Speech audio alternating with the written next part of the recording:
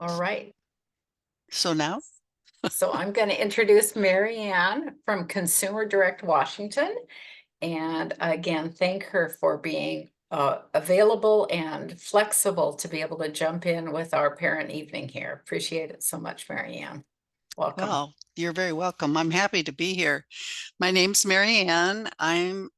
Um, an assigned service coordinator to about 350 clients. And that means that I have the client list and the clients have caregivers. So CDWA's primary role is with working with the caregivers and acting as sort of we're the legal employers of the caregivers, and we do all the HR things, paying for training, paying for time, providing care, um, managing the PTO, the paid time off, all those kinds of things. So, and we work closely with SEIU, the union, and of course, we work with the case managers, DSHS, and the other case managers. And as a team, I think of us as working as a team. Um, our primary job is to make your job easier. And our primary responsibility is to be available to you and to be helpful in any way we can to make your job easier. Now, it doesn't always seem that way because we are pretty busy and there's been a lot of change. But really, that is our purpose, is to be here to serve and help you. Before I start, I really should say what our mission is, our vision, and our values. So our mission is to provide care and support for people in their homes and in their communities. And our vision is to help people live the life they want, where they want. And our values is respect, integrity, service, and excellence. So, in those values, that's something we have to constantly be working on. And the way we get better at it is to have good relationships with all the different people we work with. So that's why I'm happy to be here today. I think where it all begins, where it all begins is in the hiring process for us. And I'm going to share my screen. Oh, and please feel free to ask questions. I like questions. I like to, answer the questions. So, but first of all, I got to figure out share screen. Now, share screen. There. There. Okay, this is where it all, can you see this screen here? Am I sharing Yep. this screen? Yep. We can see Okay. it. Perfect, Mary All Ann. right. So this is where it all begins with people. Well, actually, it begins back here. So when you get into our website, our main website, and the way you get to that is our website is Consumer Direct WA, which is Washington, Consumer Direct WA. And that'll bring you to this screen. Well, just an aside, the WA is interesting because we're in like 14 states in the District of Columbia. And by I mean Consumer Direct is a national company. And so Washington State has the largest contract with Consumer Direct in the United States, with the most caregivers involved, over, well, close to 50,000. So when a person wants to be a caregiver, they would start with this page. And as you can see over here, you see careers. And you click on careers and you drop down to caregiver careers. And this is where you start and apply to be a caregiver with this button. But I'm not going to go there right now. I'm going to go up here. You see resources. Resources is like the library of everything you need to know about being a caregiver with CDWA. You click on resources and you go down to IP resources. And in IP resources, this is, so for here, right here, this is this IP employment handbook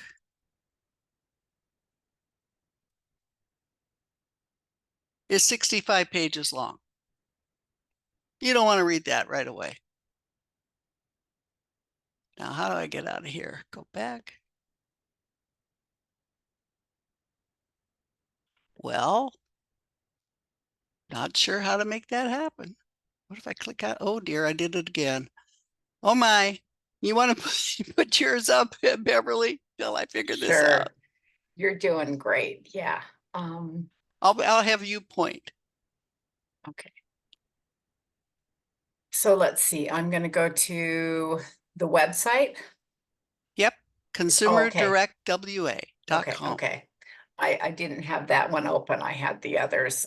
Yeah, So my apologies too. So bear with us for a minute, folks. We'll get this figured out. Let's see. well, I can go back up here. Um, Here, I can get back up oh, here. okay. All right. I I got I got kind of not connecting my oh, there brain you for a go. minute. Okay, Okay. perfect. Am I back up there? Can you see this? Yes, you Okay. are. All righty. So I showed you the employment handbook, but you don't want to do that right. And the reason that caught me by surprise is they've changed this since the last I looked. We have changes every day. This is different than what I had before.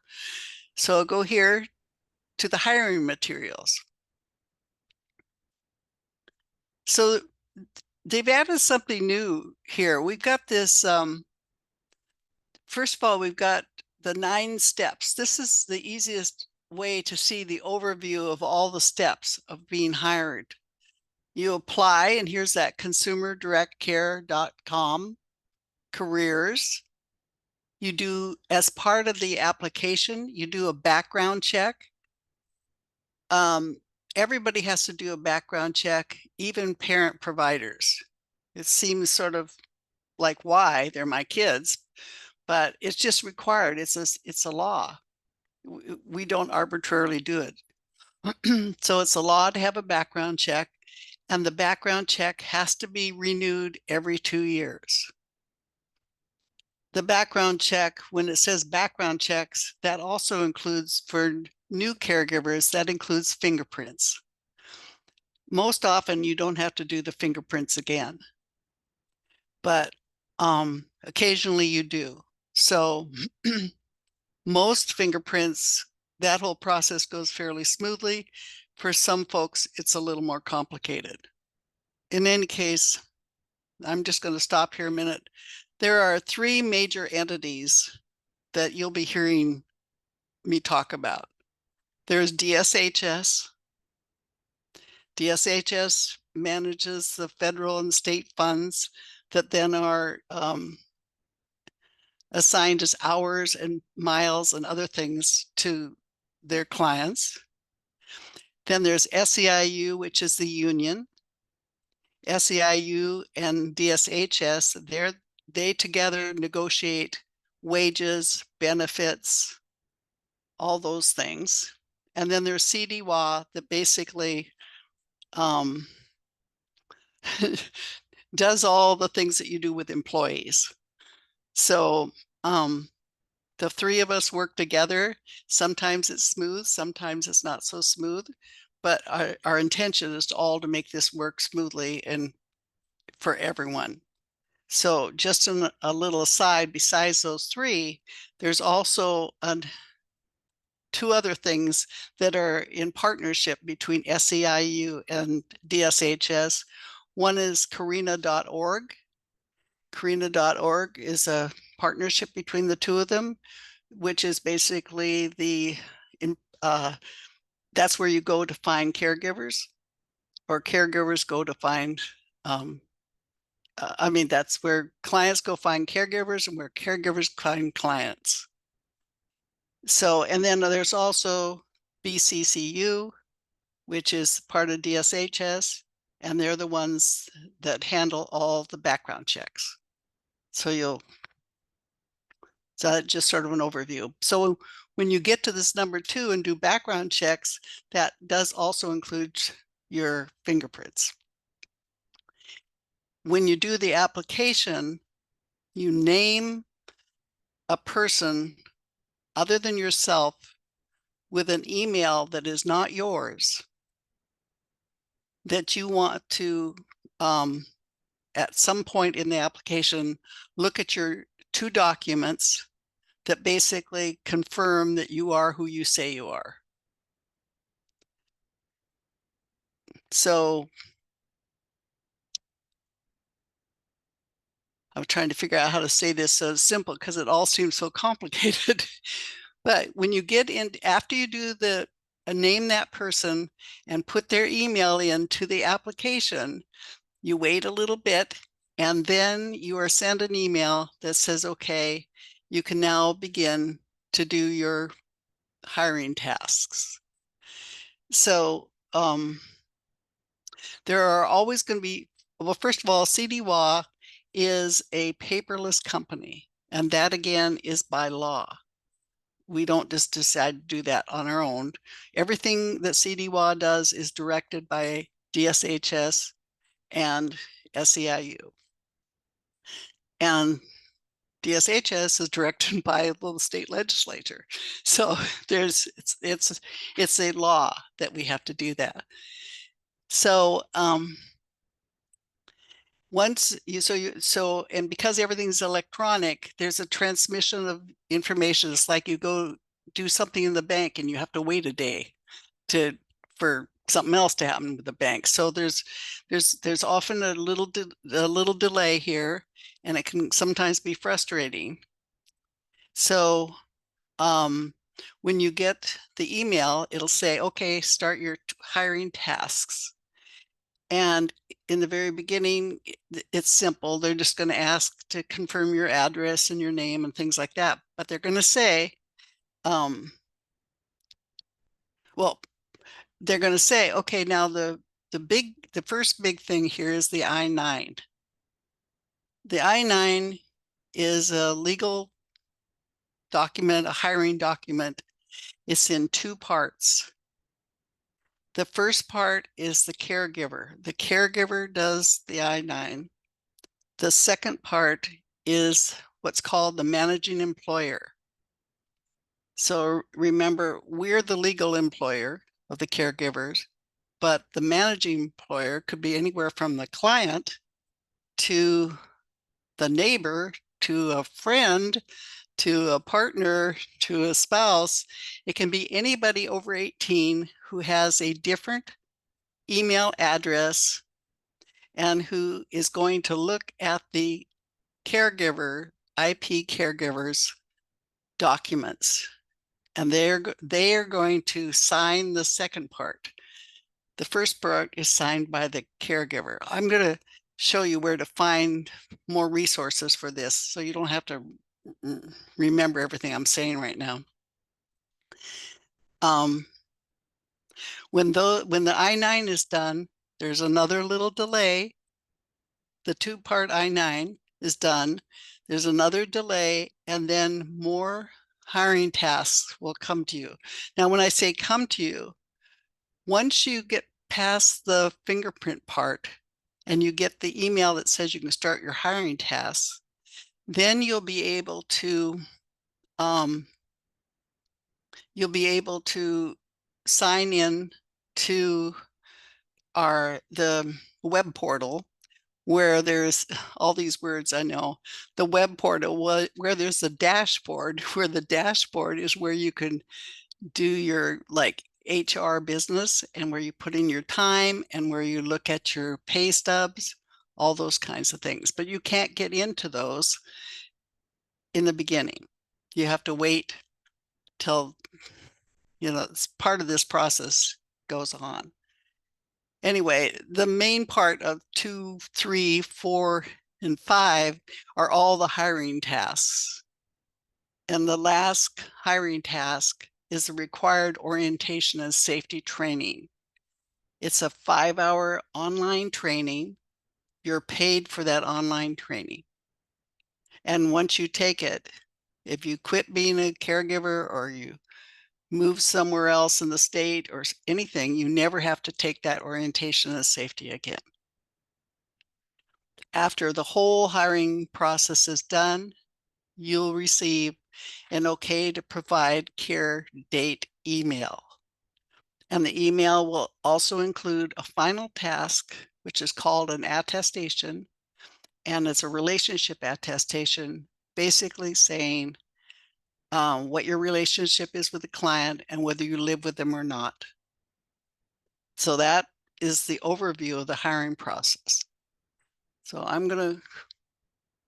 this is the part I can't figure out how to get out of these things once I get in it. So I'm gonna go back here. Here I go again. So back to the main page on the web page, over here again is resources, down to IP resources. And now you see the hiring materials. So I just showed you the 9 steps of becoming an individual provider, the overview. Here is a checklist that shows another way of seeing it. It's more visual, so you can see the map, the flow of things. Get out of this again, because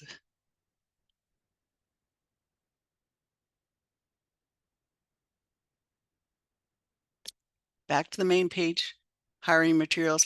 This is a new hiring guide. I have not read this, and this is lots of pages, but it basically answers every question you could possibly have about the hiring process. It's fairly new. It's just in the last couple of weeks. And so you see the index here, but it's, how many pages is it? It's 42 pages. So it's long, but the index, so you don't have to, read the whole thing through. You can find it by the index. And in there, you'll see the instructions here for completing the I-9. It'll tell you each step of the way, and it's hugely helpful. So then I'm going to show you something else.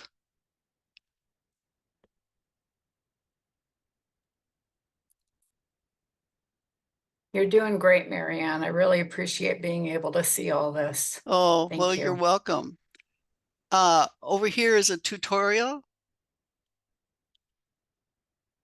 This is also new, but this is if you prefer to see things in video. So I won't start it, but it also goes through the whole thing and explains everything. Everything I'm saying, it'll probably say it much better. But here, and then hiring materials. This is the background check guide. Now, I'm going to open this one because when you get into the application, toward the end of the application is a box. And the box is going to say, put in the code. And you're going to be like already trying to navigate the application. And now you're stopped to have to do this background check. My strong suggestion is that you do this first. So this tells you, it gives you, where is it? Somewhere in here.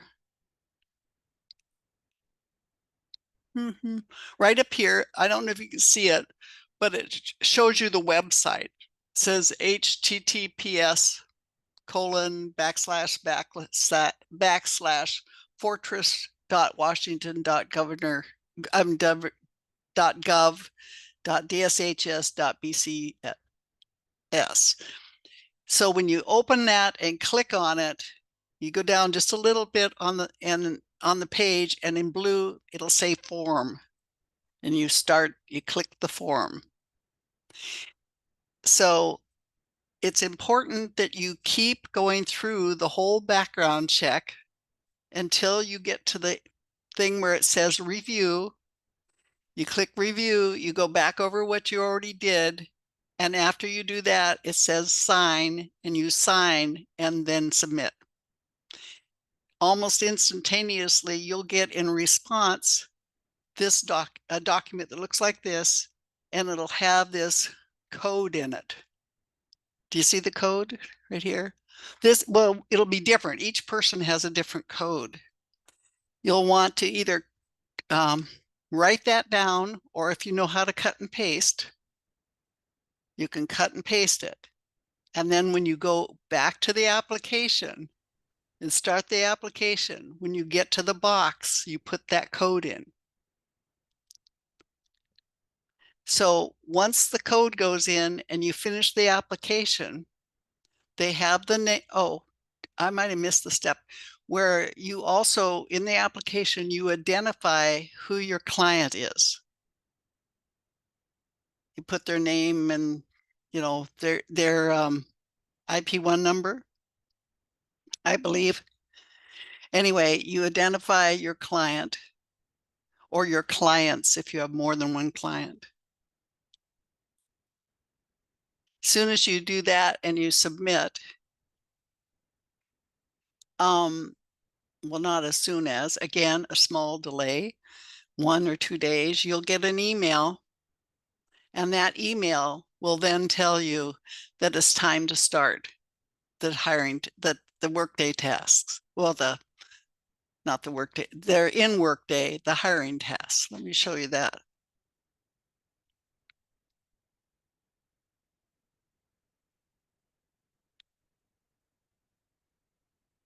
Okay, so back on this main page, as I say, you'll get this email. That's when you go to this Direct My Care web portal. Direct My Care web portal. You click on that. Do you see that? You sign in with your name, with your email that you put in your application. And then after you sign in, it's going to ask for your password. Now, I strongly recommend that you write down your password. I know every computer says, do you want to save this so you never have to remember your password? But believe me, you're going to be probably really sorry if you don't write your password somewhere, because every once in a while there's some little confusion with the electronic stuff, and then you don't have your password. And then we get lots of calls from people saying, I can't sign in. So then we help them, and we always will help you reset your password. So this email that you put in here, it can't be anybody else's email in our system. It has to be your unique email, because your email is how, and your phone number is how we identify you. If you change your email, or only you can change your email, and only you can change your password. But before you do, call us. Marianne, Yeah. this is Beverly. I, Uh-huh. I, I love where you're going with this, but I'd like to jump back to the background check question for a Okay. minute. Because I know that some people have begun their hiring process and then maybe didn't meet their deadline or for other reasons. So what one parent has asked is, they started the process a year ago, but then didn't follow through on some things. So my understanding is that they would need to do the background check again. Is that how things are working right now? Even if I did a whole bunch of paperwork 9 months or a year ago, do I have to do every step again? Yes. Okay. The So the short, I'll say, hiring, if after so many days that you don't complete the application, your application is thrown away. okay. And you have to start all over again. If you do that, you'll have to do all the same hiring tasks again. You will not have to redo the orientation and safety, but you'll have to do everything else, the background check, the fingerprints, Okay. everything. And it's really important that you don't have had changed your email between the two. So if you start one application with an email, when you redo the application, use the same email. Okay. All right, and then the other question that come up through this is, in terms of putting an IP number down for our family member, there's a lot of different numbers. We end up with an IP number and we end up with, or our child has an IP number, or we have um, a student number or a learner ID with the union. So Yep. when you referred to the IP number of the child, the 18-year-old, is that, where would I find that? Well, most of it's on your paperwork, right? For your child. It's the one that DSHS gives your child. So when DDA sends me a copy of my assessment that talks about how many Medicaid personal care hours they have, then that number that is on that is what we're referring to for CDWA. Yes. And Perfect. here's the thing. Um, if the client, if your child is in our system, meaning DSHS has sent us your child, your client, our client, to our system, the authorizations, everything to us, we have that number for you. And we also have, so I know it's all these numbers, I get confused. CDWA has an ID number as well. It's a shorter number. It's only 7 letters. The one you've got has 9. Then SEIU has another one. It's true. And then there's this WE number, right? So Yep. so if you get confused, can't find it, feel free to call us. So Okay. let me give you that number. It's 866-214-9899. It's 816-214-9899. If you just stay on the line and call, you'll get some random caregiver. I mean, a service coordinator. Later on, after you're hired and you have your own CDWA ID number, because you'll have a number and your client will have a number, you'll choose option 2 and you'll put in that number and your call will be directed to the service coordinator that's assigned to your client, your child. So, but Thank you, again, Marion. our It was, job is to help you. So yep. I have people, caregivers all the time apologizing for bothering us. And we exist for you. So we work for you. So please feel free to call us as many times as you want, as often as you want, until you get the answers you need. Because if the better we do at answering your questions, the fewer times you'll have to call and the less frustrated you will be. So anyway, just saying. Marianne, thanks so much. I appreciate that you could jump back to that, because I know that there's also, yeah, there's a lot of other numbers and we don't have to remember what they are, but just where to find them. Yes, I Okay. get very confused with numbers myself. I don't know how I got this job. I'm the worst person with numbers in the world. And all of a sudden I'm dealing with numbers all the time. It's like, oh my gosh, how did this happen? Yeah. Okay, so So where are we? yeah, you were right in this, in the section about saying how there were some things that needed to be done with Workday, and when you signed into the portal, what that was going to look like. So that's where Yeah, you were. so this is the little girl with a smiley face. I love this picture. This is where you will sign in and you will put in your password. Now it's possible, just saying, it's possible your password won't work. If it does not work, under sign in, when you sign in, there'll be a line at the bottom that says forgot my password. If you click that button and you do have email, a code will be sent to your email.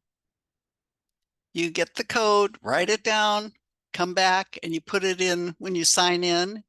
And then you can update your password. You can make your password the same one you use all the time, the same one you used last time, or a brand new one. It doesn't matter. And then when you sign in with that, it'll open up and I actually can't open this up unless I go to, oh dear. Do you do you happen to have our apple pie? Anyway, it'll open up what's called a dashboard. It's another page. And at the top of the dashboard, it'll have a bunch of buttons. And the first one is Workday. That's where your hiring tasks are going to show up in there. And another button is, I forget, it's called reports or something. That's where the service summary is for your client. And another button is time and miles. That's where you put in your, click that button, and then that's when you open the timesheet. And the other button is ADP/W2, and that's where you see your pay stubs and get your W2. So after you go into this Direct My Care website, this wonderful world of the dashboard opens up. And that's where we get lots of calls because and people say, what's this? What's this? How do I do this? So I'm going to show you something else. Maybe. So again, on this page, this resources page, you'll get instructions on this whole thing tells you how to enter time. Some people enter it on their phones. Some people enter it on their computer. Some people call it in. There are different ways that you can do it. Some people, because Skagit, particularly Island and San Juan counties, are all remote. Some people actually, we have in-person sessions where people come and put in their time and miles and get other questions answered. So every other week we meet in Mount Vernon. Every other week we meet in Bellingham. Every other week I go to Concrete. Every other week I go to Oak Harbor. So we do go to different places. We can meet people in person, not just to put in their time and miles, but to answer questions, all sorts of questions, just to help them navigate. Some people come just because they like to come and talk to us. So, yeah. So in any case, just want you to know there's all sorts of different ways to put in your time and miles.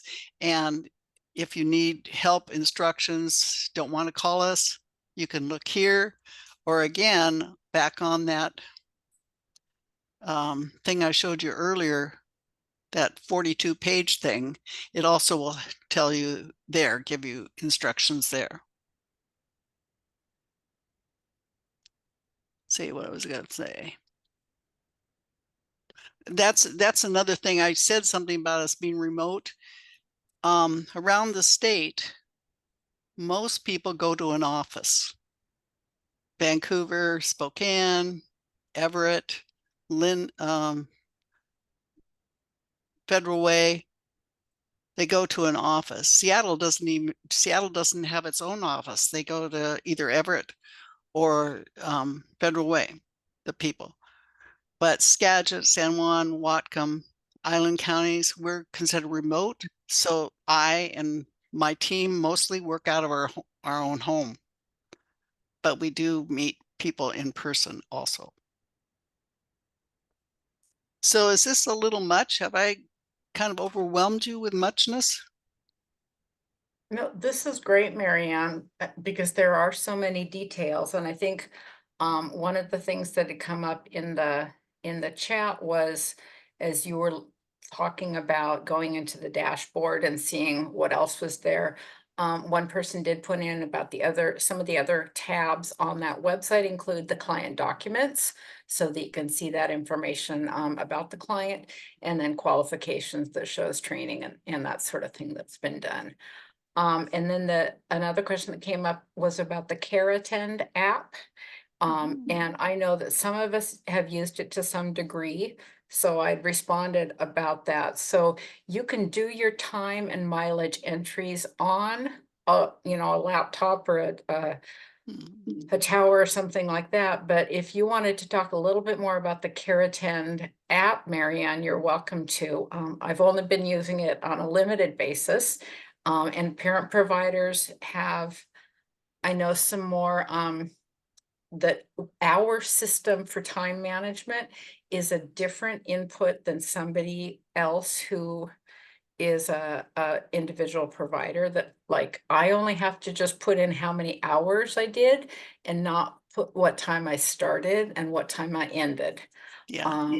So So so gotta just go slow in here. terms of, My yeah, brain think of gets it. overloaded with too many, Yeah, too yeah, many things. So, yeah. oh dear, let's see. So if So you for, just wanted to, talk a little bit about the app and what the benefits of the app are, and maybe where you've been seeing some limitations for parent providers, so that we know some strategies of, I haven't figured out how to do PTO on the app.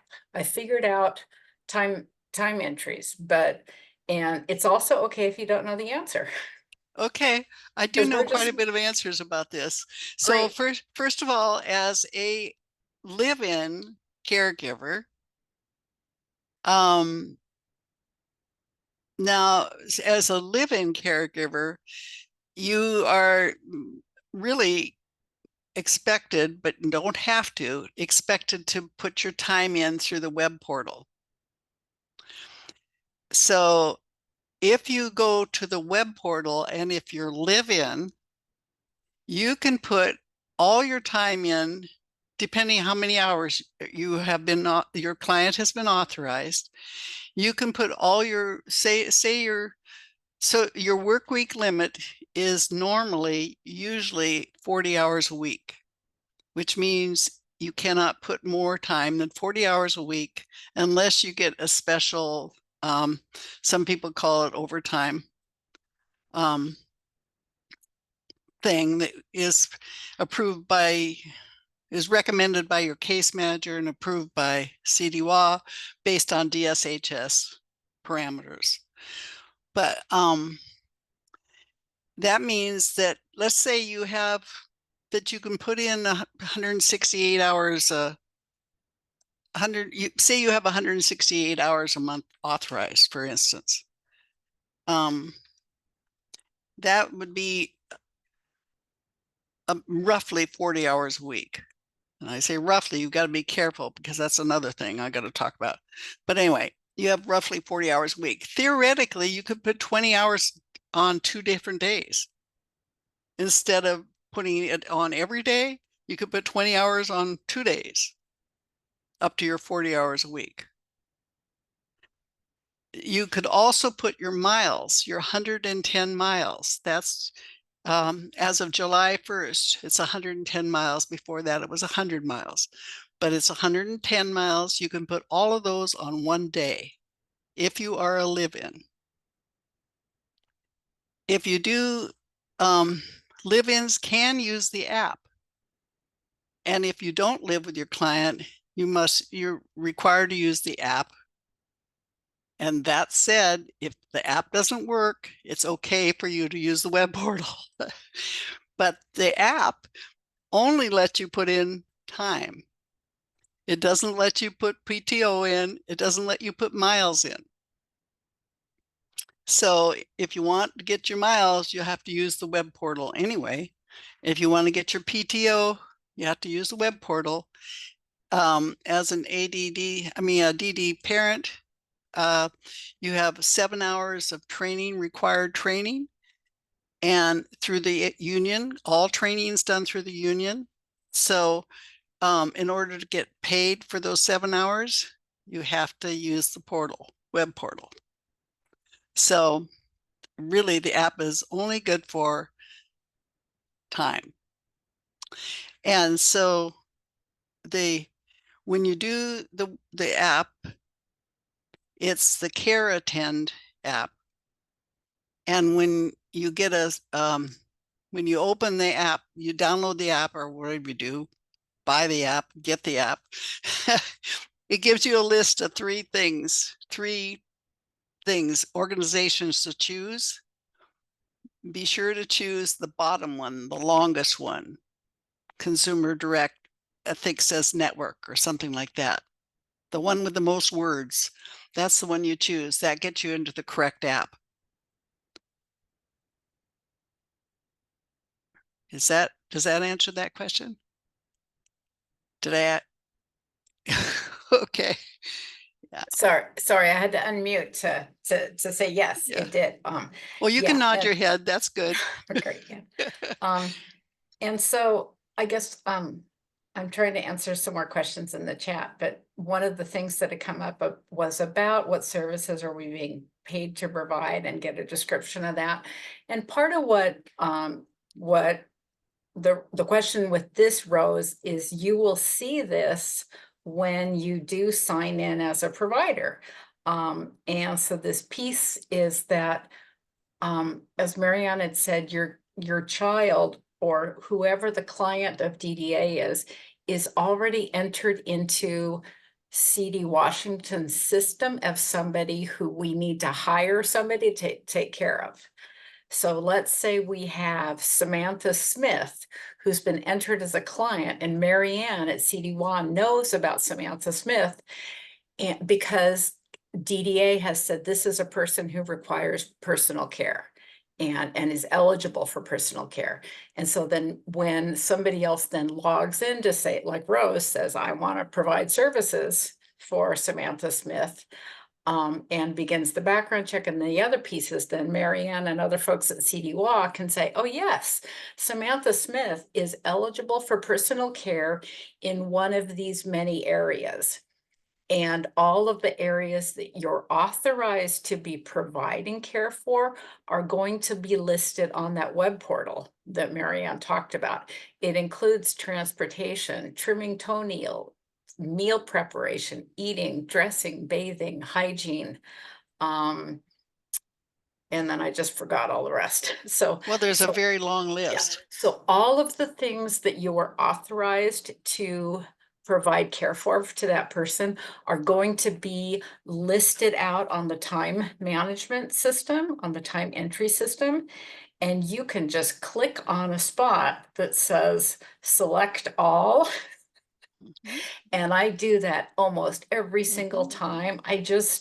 It's easy. And they understand that we're living providers and we don't have to keep track. It even says trim toenails in the last 90 days. It's just that level of broadness and respect for the work that it's understood you're covering all of it. Mhm. And so Rose, I hope that helped too. Yeah, with your question. And yeah, another thing is that a lot of people who have been doing this for a while are used to a different system. When they were with IP1, you were paid twice a month, roughly on the same days, the 1st and the 15th, something like that. CDWA is people are paid every 2 weeks. It's a 2-week pay period. So when you look at your timesheet in the dashboard on your web portal, you will see 2 weeks. Below the 2-week where you put in your time, below it is the mileage. So they're all on the same page. You just don't see them unless you scroll down. And so doing this work on your phone can be really challenging sometimes because it's itty bitty tiny and it's hard to see all the little buttons and stuff. So that's why, especially if you're living, it's so much easier just to do it twice a week than having to keep track of every day. So, yeah, and so people are paid every 2 weeks instead of twice a month. And trust me, in the beginning, that's what you're going to be calling us a lot about because it takes a while to get used to this 2-week thing.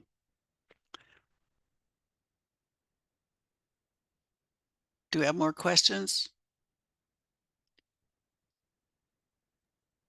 The one other question I saw was, how do we get in touch with DDA? I'm not sure my sister's connected. So Rose, I'll get you the phone number. We'll put it in the chat, the phone number for our local Developmental Disability Administration outstation. You can call 360-715-5000. No, 714-5000, and find out who is find out who her case manager is and connect with them. You can also call us and we can tell you if they're in the system really quickly. And then the other question had come in about figuring out mileage. Do you guess or track that daily? Yeah, Yeah. if you're live-in, you don't have to keep track of your miles. You just put 110 miles in once a day. I mean, once a month on one day. It's really simple. If you don't live with your child care client, then you do have to keep track of your miles. But really, if you see them regularly, frequently, if you put 25 miles a week in, you can do that. You don't have to keep track of 5 miles here, 2 miles there, 3 miles there. And there was a question about traveling. Can you claim hours outside of Washington State? If you travel with your client child, yes, you can.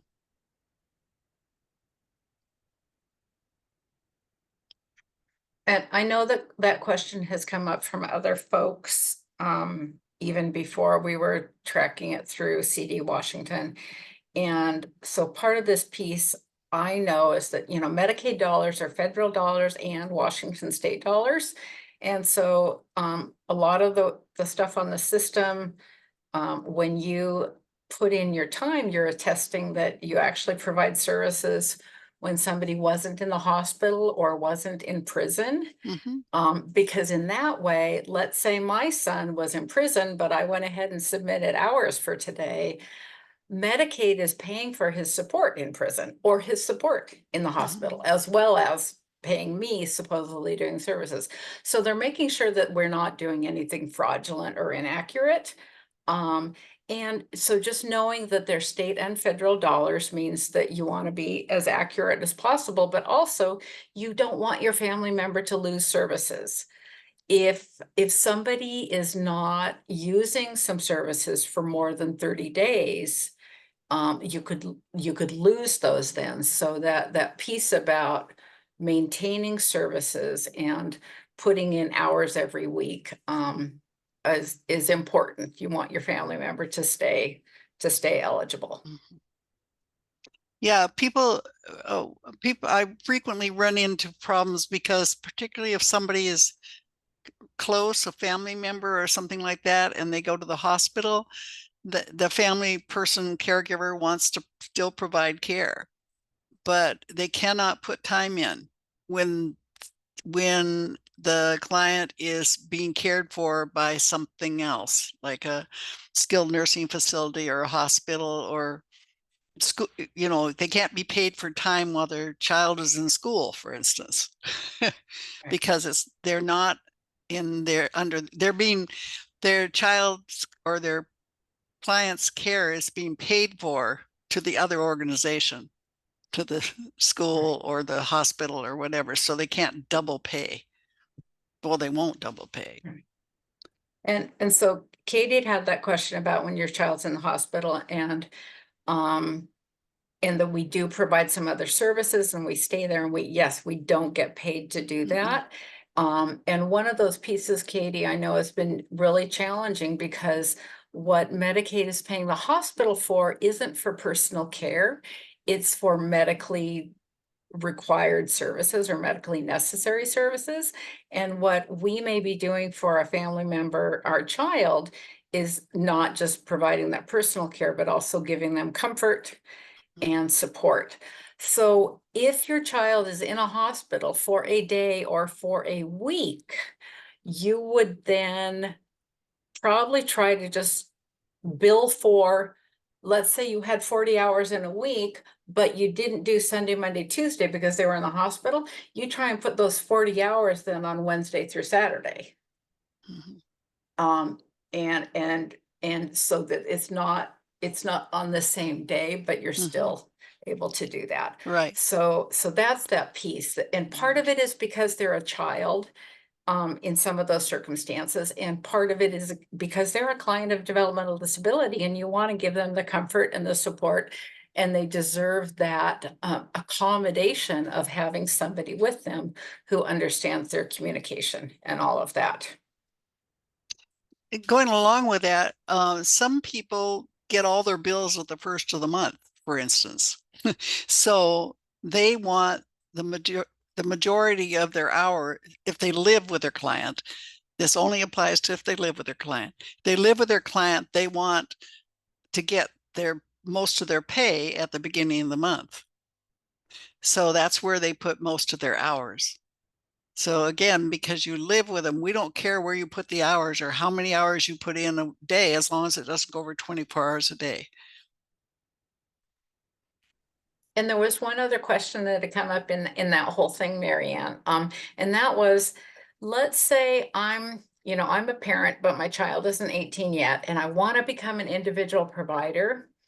How do I get through all those steps? How can I post myself on Karina as an IP if I haven't got an identified client?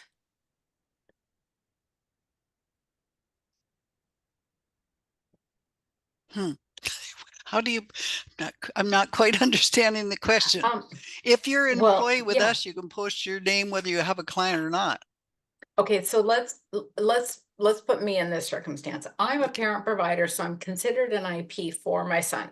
Mhm. And if I wanted to be an IP for other people, how do I post that on Karina? Do I get to put that on Karina before I've done the union training and the other Yeah, things? you have to have, in order to, well, If I well, don't, if I haven't identified a client, how do I well, get that into well, the that's an CDWA interesting system? question. Okay, If you're starting out and you have no clients, you do have to have a client before you can do the training, the 70-hour basic training. right. But if you already have a client that you're working with as a parent, I think I'm thinking you can go ahead and sign up with Karina because you already have a client. But I'm not going to be authorized to provide care for that client until I Oh, take because the they're under training 18, that I because they're need. under 18. Yes. Yeah, Yes. No, you have yeah, to have a client. yeah, okay. Yeah. But you just, you go to Karina and you find the client. Then when you so you're already been hired as a, okay, let me think. You've already been hired as a caregiver for your child or not? I was thinking, I would, yeah, If you Could I have could I not jump been, in? I think this sure. was my question that you were addressing. This is Katie, and my child is younger. Hi, okay, so I'm not looking to be her parent care, her IP right now because she's only 4, but I am thinking that I might sign up and become a caregiver for somebody else's child. And but also I've hired an IP for myself, and the person that I hired had not done this work before. So after I identified her as the person that I wanted to care for my daughter, she did have to go through the training and it yeah. took a while. And so I was just want that was my understanding that I would have to have a client in mind and have their information before I could complete the training. But I just wanted to make sure I wasn't misunderstanding because it'd be awesome to complete the training and then be able to tell potential clients, I'm ready, I'm trained, I can start now. Yeah, I think I know that you have to have a client in order to take the training. It's because it's Okay, so, thanks. and you can go on Karina before you're finished the hiring process in order to find the client. Got it. So It, I don't have to be trained or through the process before I can use Karina to post my availability. correct. Okay. Um, And honestly, there's quite a number of parents of younger children who do get the 70-hour basic training and have other clients. And then they, because first of all, it just works for them. They like to have the training. So, and you get paid for the training. By the way, all the training you get paid for. So 70 hours of training. I don't know. Did I answer that? Yes, Yeah. I got my answer. Thank you. Mhm. You're welcome, Katie. I love the name Katie. I was going to name a daughter Katie. Said I named her Carrie. It was close. Yeah.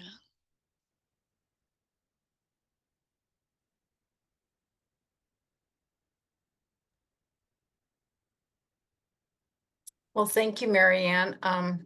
So I'm wondering if you wanted to do a little more walking around on the system, or did you freeze? Oh, there you are. No, I Yes, you didn't are. freeze. I Yeah, was that's great. just stalling.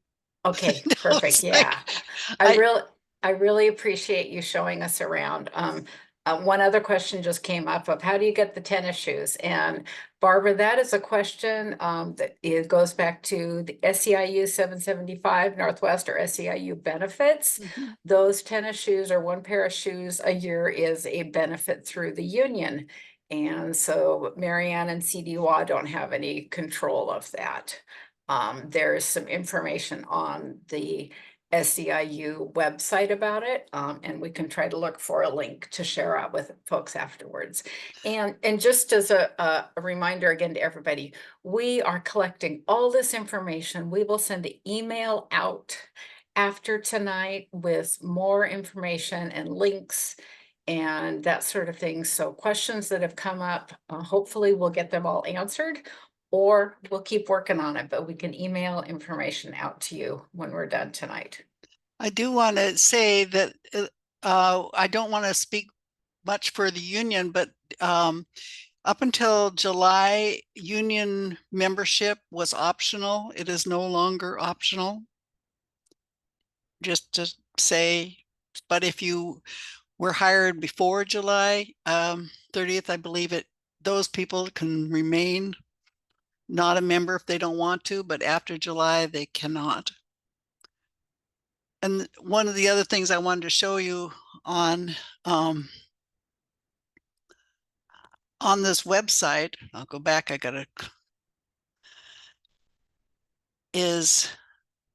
was talking about the payroll calendar. So here again, under resources, IP resources, the payroll, here is the 2024 payroll calendar. When you look at the payroll calendar, this first page, all the circled Fridays are paydays. On the second page, this is a pay period. This is a 2-week pay period. Each one of these are 2-week pay periods. Start on a Sunday, they end on a Saturday. All your time has to be in by Monday at 5 in order to stay in the pay day that goes with that pay period. So this pay period, 12/17 to 12/30, for instance, the last day you can submit time for that pay period is 1/1, and then you would have been paid on 1/12.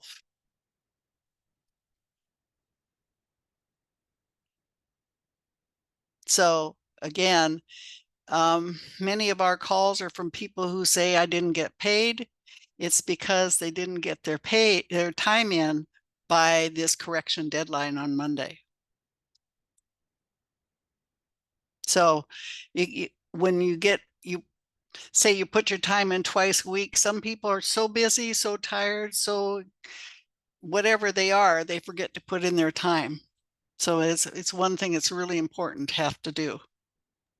Now, if it so happens that you don't get it in on this day, you get it in the day after or 2 days after, you likely will be paid off cycle. You'll be not paid the next payday, but the next week instead. But if you go longer than that, miss it by more than 2 days, you won't be paid for 2 more weeks. So if you miss that correction deadline, you still can get paid for the hours that you worked, but it just will probably not come until the next pay date. Is that right? It depends on how close you are to missing it. You could be paid the next week, or you might be paid 2 weeks later, the next pay date. Yes, but you'll always be paid. Yeah, you'll always be paid. The other thing is, if you put in your, say, 24 hours in a day, say you just put it all on 24 hours, but by accident, you happen to put your PTO in on the same day, that would be over 24 hours and one of them will be denied. So then you have to call us and we have to help you straighten that out. So 24 hours a day includes PTO, training, and personal care. Those all 3 combined can't go over 24 hours a day.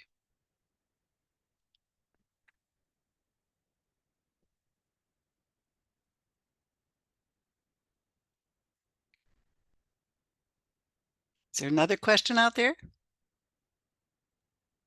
Could you talk about, is there continuing training? I think the IP I had for my daughter after she'd been working for a year or so, there was something else she needed to do. What might that be? Yeah, once with the basic training 70, which is a person that cares for somebody not in their own, well, they could also be in their own home. But anyway, if you take the basic training 70, that also requires a final exam that gives you a home care aide certification. The certification has to be renewed annually. And then after you complete the basic training on your next birthday, you're required to have completed 12 hours of continuing ed. And then every year after that, 12 hours of continuing ed. All done through the union and all paid for by CDWA. Well, DSHS gives us the money and we pay you, basically.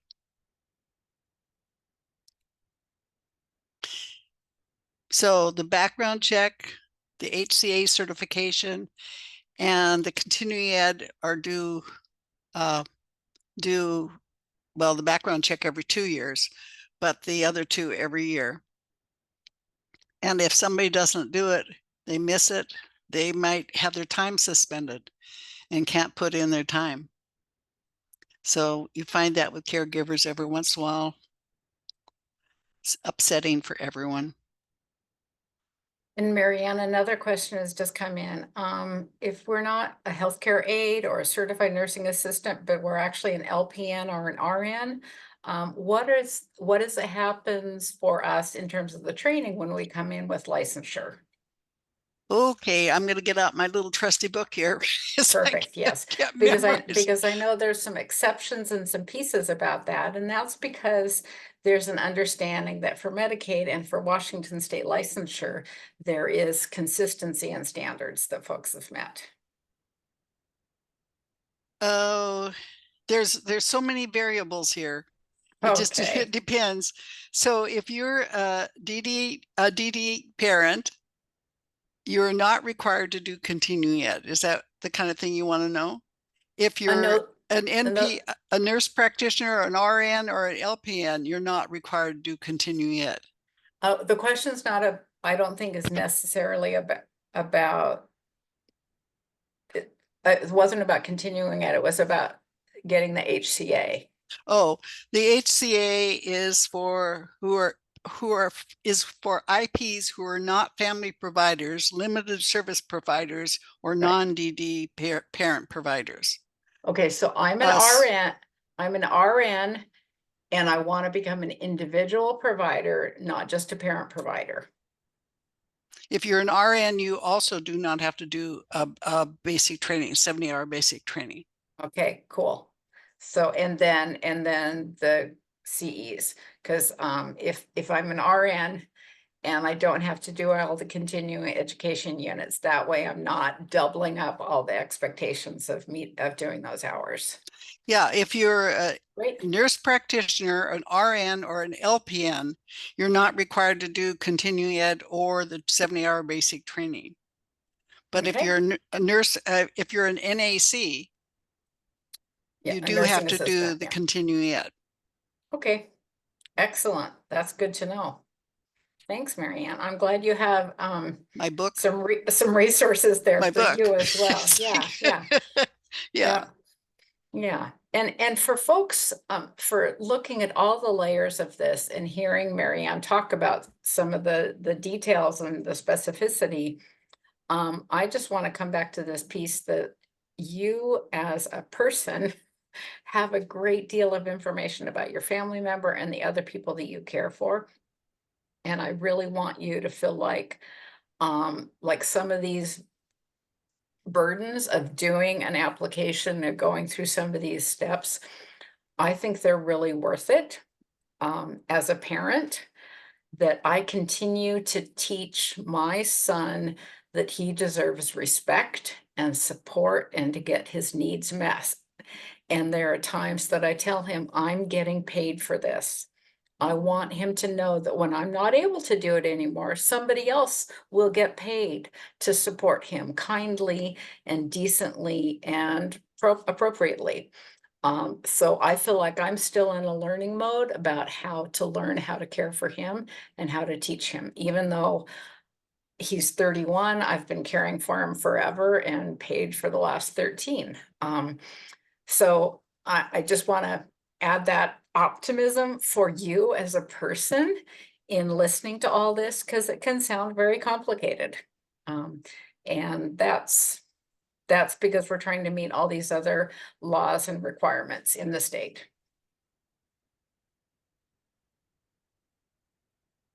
I'll step down off my soapbox now. No, I liked hearing it. I personally so admire the, I don't know, perseverance, dedication, commitment, love that DD parents display over and over and over again. And I know it's lonely and hard work. So again, I hope I can do my part to make your life easier. So.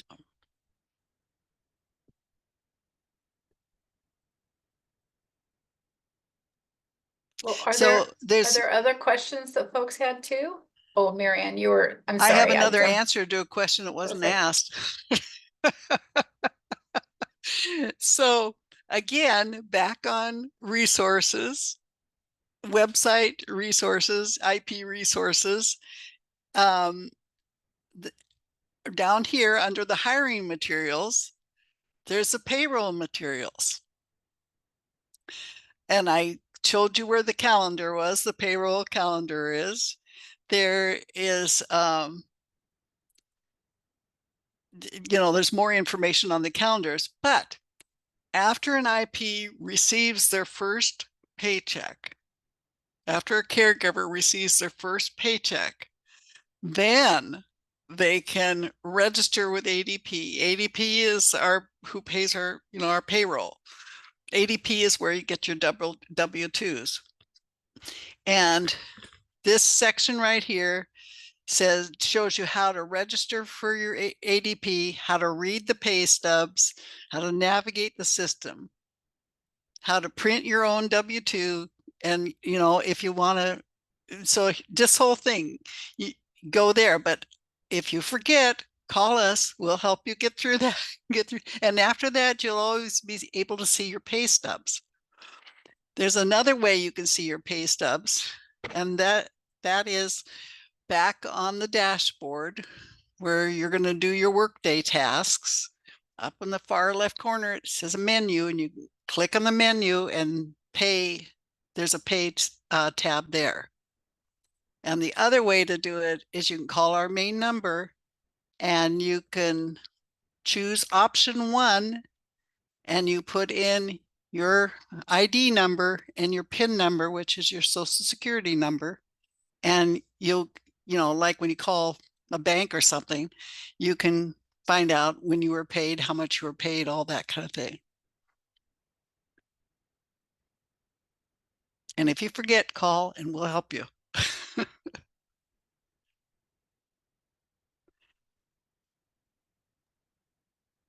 Katie just put another question in about DDA, about being able to split home care. So my understanding is, let's say I'm providing some of the care for my son, but I also hired or not Catholic, Cascade Connections to provide some personal care for him. My son has those hours. So let's say that it is 21 hours a week, 3 hours a day. And so I provide some of those and Cascade provides some of those.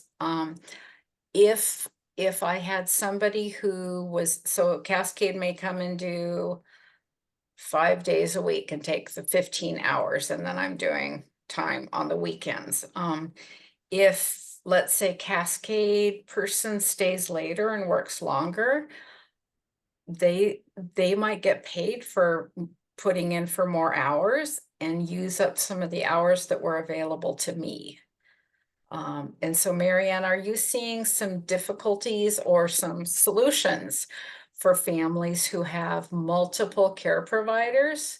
And there's been some trying to work around on the hours and how many hours are authorized per week? Well, here is the good news.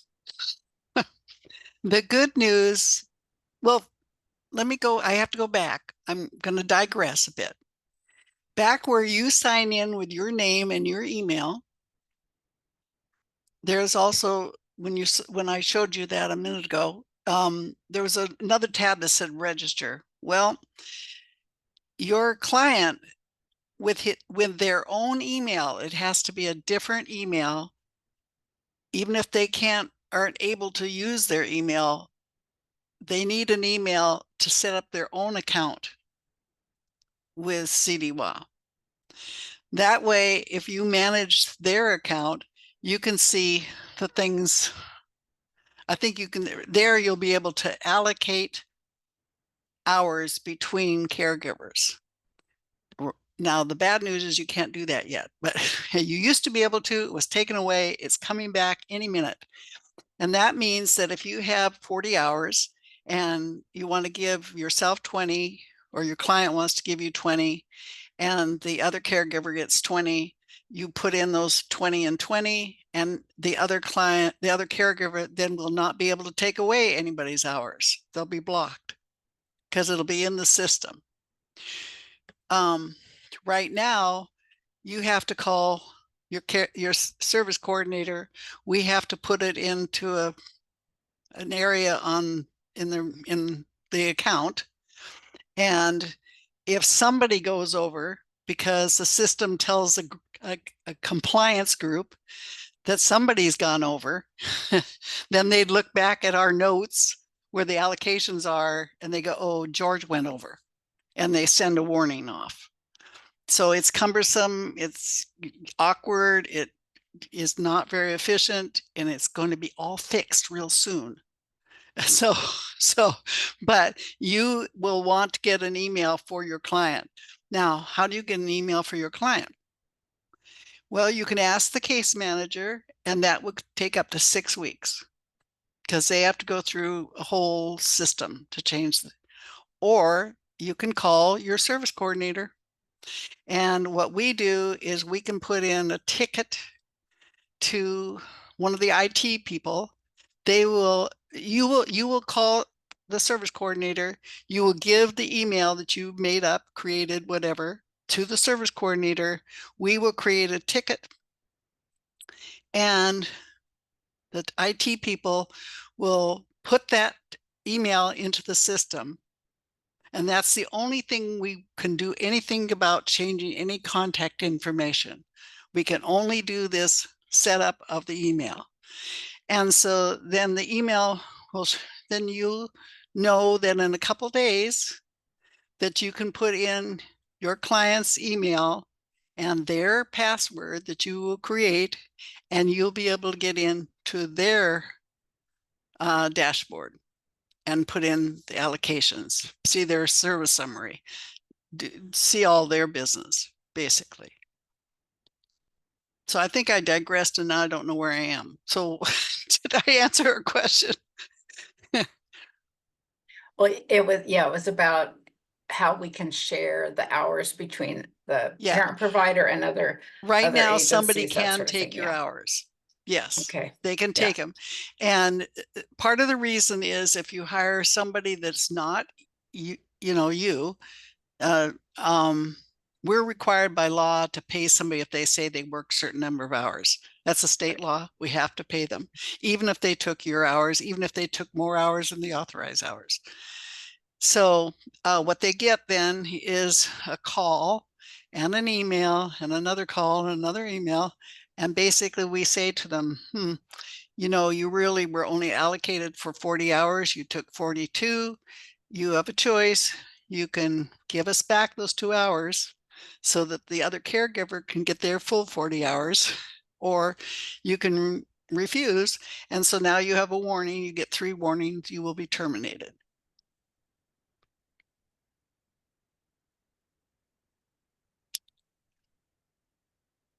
Because basically we're taking money, state money that wasn't yours.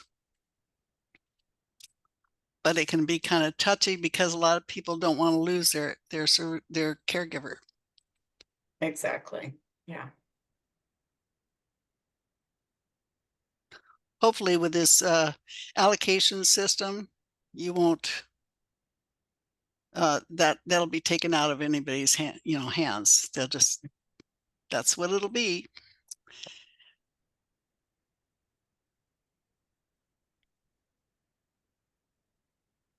I think that managed the question then. Perfect.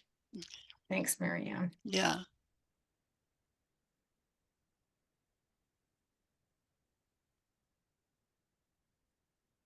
Yeah, it seems that there's a part of this that just looks like a mysterious system between, Samantha Smith is authorized by the DDA case manager to have 40 hours, but then, then it goes into the other system with CDWA, et cetera. And so how all of it is managed can be confusing. So really the role that CDWA has in a lot of this is that piece of hiring and keeping the legal, all the legal parts in play with the background check and paperwork and social security numbers and everything. And this has taken it away from a case manager and a DDA contract person so that work doesn't have to be done within the Developmental Disability Administration anymore. It's all done within CDWA. And so part of that piece was in outsourcing to some degree to do this means that Developmental Disability Administration case managers are really managing the client, the individual with developmental disabilities, and not each of the individual providers and parent providers out in the community.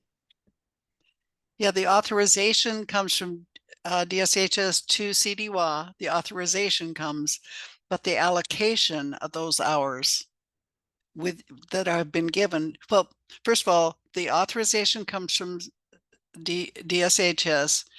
The authorization may have been originally bigger than what's given to CDWA. Some of it might be given to an agency.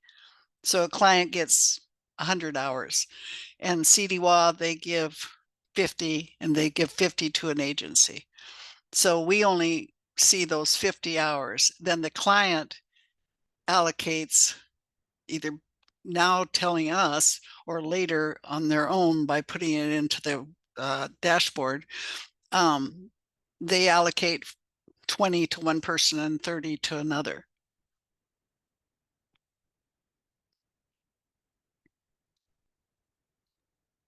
I know one of the things that I've seen when I enter hours now is there's more calculation that shows me within a pay period where I am on my hours. because I might be authorized for a certain amount of hours in a month, but some months are longer than others. So if I've divided all my hours up and then think that I can do 3 hours a day, but I've got a 31 days in the month, and I might go over my hours in the way the time periods are.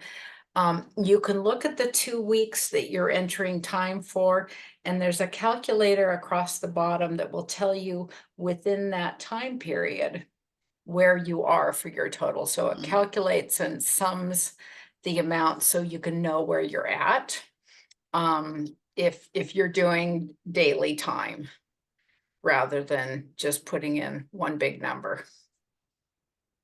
Another way to look at it is if you get 160 hours, say for instance, so if you just divide 160 by 4.3, not by 4 point, that's, oh dear, that didn't work. 160 divided by 4.3 Because you're thinking that there are is, 4.3 weeks. Okay. if you divide it by 4.3, the maximum you should ever put in a week is 37 hours.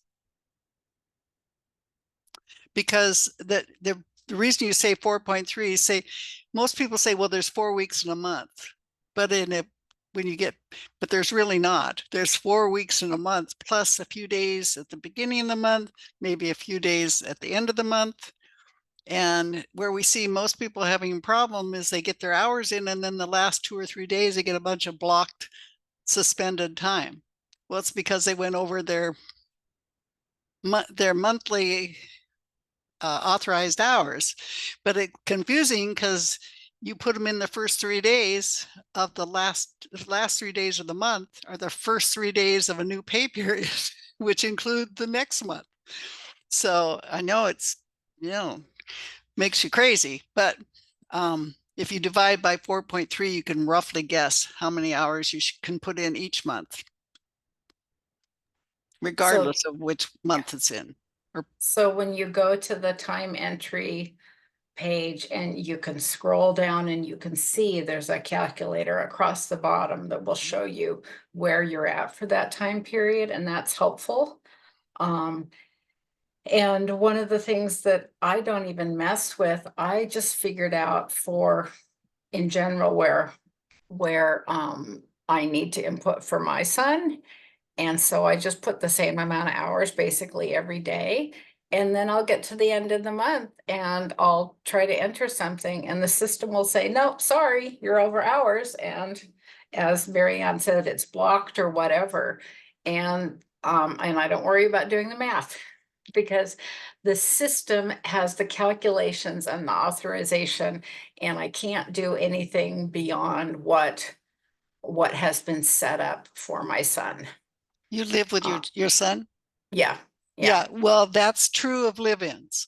Yeah. You won't be, but if you go visit your son in his apartment, doesn't work quite that way.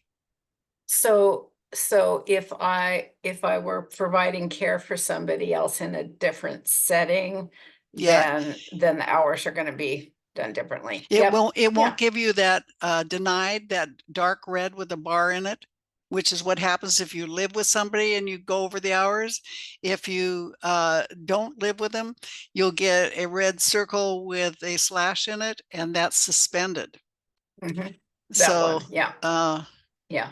And that's I'm just sharing that as a way of if you're a parent provider like me who lives in, there's only so much you can worry about, and that is a way that I don't mind if I put in the wrong hours and the calculator and the system tell me, no, Beverly, that's too much. Then I'm like, great, you're right. I'll start next week. Yeah.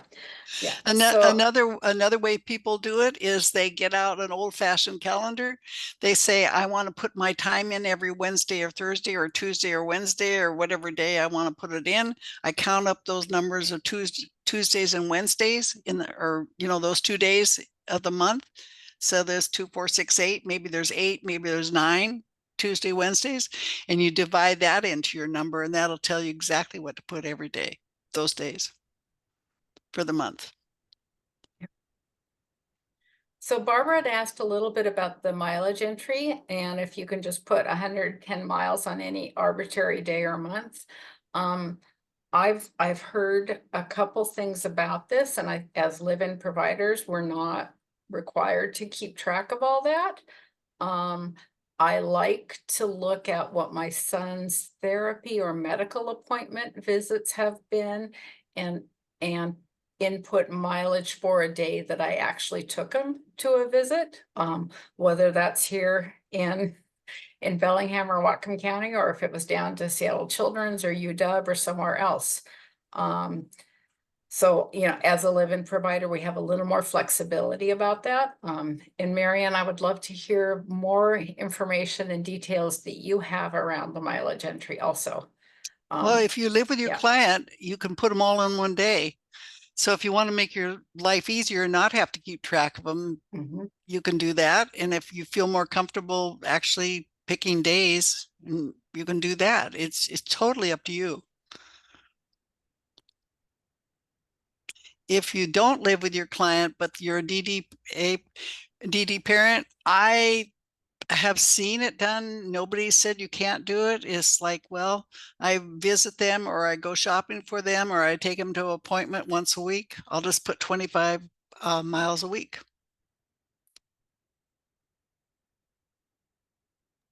Well, it's more than 25. Yeah. It's 25. It's that only gets you to 100. You have to have 110. Whatever you do it once a week. And part of this, again, comes back to a piece about this, where the dollars are coming from. And that Medicaid at a state and a federal level has a lot of requirements to it to make sure that the health and the welfare of each of these people is, you know, up to a certain standard. And making sure that a client has dollars available for staff to take them to medical appointments and to take care of their needs is entirely appropriate. So for me, some of this comes down to the mission of Medicaid.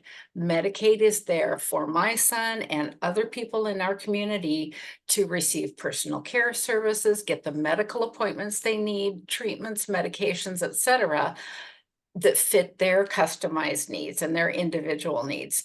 And so whatever that person has been authorized for, DDA understands. They've got, you know, the proof and the documentation and all the other things that they need to say Samantha Smith has therapy every week. This is medically necessary and appropriate, and somebody should be paid and supported in helping her get to and from those appointments.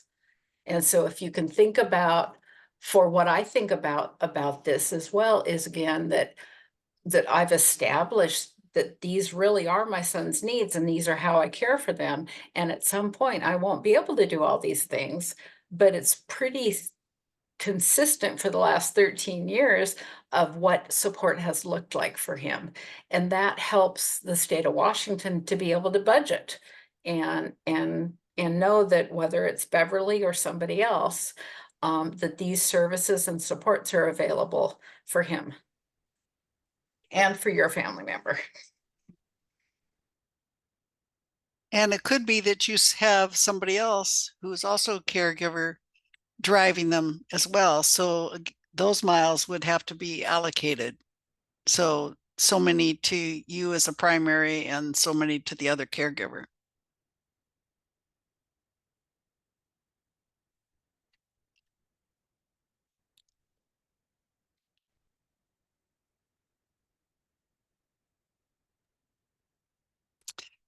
So another thing I don't know is each year you get a W-2. And each year, if you are a live-in caregiver, in box 1 of your W-2, you'll have a very little bit of money showing. And you'll go, what? I made a whole bunch more money than this. That's what they say. And we say, no, because you're live-in with your client, you're exempt from paying taxes on your wages. If your tax preparer needs to know how much you made, you go to your ADP pay stubs for December, the last one, and you print it off and you show that as that's where your wages show. The only thing that would show in the box 1 of your W-2, which usually has taxes on wages, but you don't pay taxes on wages, is you will be taxed on things like PTO, your training, a little admin time, and a couple other items. Which brings me to another thing. On your timesheet, there's 2 timesheets. This is more than you need to know right now, but the one is the admin timesheet where you put your training and your PTO. The other is your timesheet where you put your miles and your time. But on the admin timesheet with the PTO and training, every payday you get 0.25, 15 minutes, 0.25, 15 minutes pay. That's a negotiated pay that you get for just putting in your time that was negotiated by DSHS SEIU. So you get an extra hour of paid, or an extra 50 half hour every month, every pay period.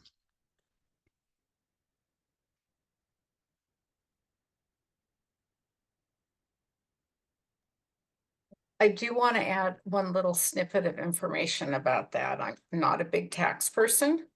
But to let people know, because what it's called difficulty of care as a live-in provider, that income tax exemption for those dollars, I could have like 2 jobs. Well, I do. And my live-in care provision job for my son, income tax is not taken from those wages. And what that means is for 13 years, I have not been paying into my own retirement Social Security down the road. I'm only paying in for the job here at the ARC. If your only work that you're doing and getting paid for is as an individual provider, as a live-in care provider, you are not building up more dollars in retirement in Social Security benefits. So it's an immediate benefit to you to be exempt, and it's also worthwhile as a parent and as a person thinking about what do you want your life to look like when you're 70, and what benefits are available to you. And it may be that you're just like, no, we're not even going to talk about that. I'm using those dollars now. I love being exempt, and this is how I'm going to do it. And that's fine. That's absolutely fine. I just want you to know that, because I hadn't thought about that for years. What Marianne doesn't have is all the information that's available through SEIU, that there is a retirement plan that you can connect into. And so that's a piece. So we don't have the SEIU information tonight, or that person. We really wanted to talk about these original steps and what to do to become a parent provider. But so there are some other ways that can be handled. It also means that everybody who's out there in the world in Washington State who is an individual provider and who's working with an agency has the option to save for retirement. And this understanding, this is a career choice. This is a great career. I like mine most of the time. Sometimes I'm like, oh, I gotta make food this late in the day or whatever. But thinking about that, sometimes it's really hard to think about what's life gonna look like in 30 years or more. And so thinking about this is a career choice for other folks too, and I want this to benefit them. So the pieces that Marianne's talked about and other things that are in place, they meet not only some standards for our family members, but also they meet labor law. They meet some ethical things of having the 2-week pay period and making sure we're getting paid on a regular basis. So those other things that feel like they complicate it or make it harder, are also to try to be, you know, a good government agency and process for us. Just to say that the exemption is not optional if you live with your client. Right, And right. and the SEIU retirement is actually a pretty doggone good retirement. Yeah, yeah. Yeah, not to mention that the medical insurance through if you have 80 hours or more a month of personal care, you can have medical insurance through SEIU benefits, which is very good and very reasonable. Mhm. Yeah. So we got one more question in the chat, and that was about where on the dashboard to enter PTO. And if you click on your name again, and then it takes you to your profile, you scroll down on the left side, somewhere near the bottom of that, it will tell you how many PTO hours you have. And you click Okay. on that in order to enter, to get paid for some of that PTO. Okay, can you pull that up on the screen so I can? So Oh, if you go to if you go to the button of time and miles and click the button, and I'm not gonna open mine up because it would show you everything about my okay. son. So if you were And to the go question to the I asked dashboard and you what click the percent. button time and miles, and if you were to go to the far left side of the page, you would see your client's name in a box. If you click the box, there's a drop down. At the bottom of the drop down, it says admin time for administrative time. You click that and a different timesheet opens up. That's called the admin time timesheet. That's where you put PTO and you put training time. If you, on that page, on that timesheet, if you look to the far right side of the page, in red, it says off balance.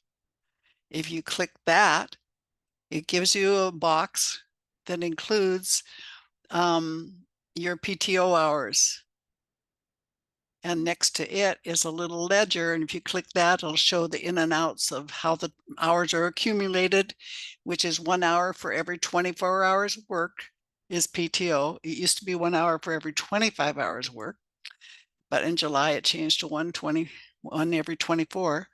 And you can see how many PTO hours you have. And then on the timesheet, which is below you, just like the timesheet for time and miles, you put in the PTO on the PTO line. You can put it on any day. You can put it up to 24 hours. You just don't put it on 24 hours on the day you put personal care hours, because that would go over 24 hours. You can use that PTO in any way you want, any day you want, as long as you have it. You can accumulate it up to 140 hours. It used to be 130 hours. Some people use it when they go on vacation, some people to buy Christmas presents. You can use it any way you want. The other place you can actually see where PTO is at the top of the page, your face, your name and your face, you click on that. Another box opens up and it shows up there too.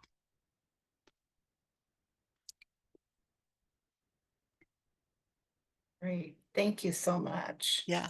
Yeah. The other thing about PTO is if you run short, say for some reason you we're going to be short of your 80 hours that you have to have in a month to maintain your medical, you can use PTO to make up the hours.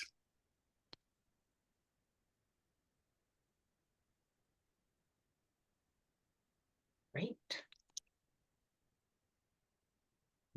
Well, I know we're winding down our evening here. I'd love to ask if there are other questions for Mary Ann. we've covered a lot of material, and Marianne, it's been absolutely fabulous Oh, great. to Thanks. hear you and to have your expertise, and you're navigating around all of these resources. I'm going to go ahead and turn off the recording.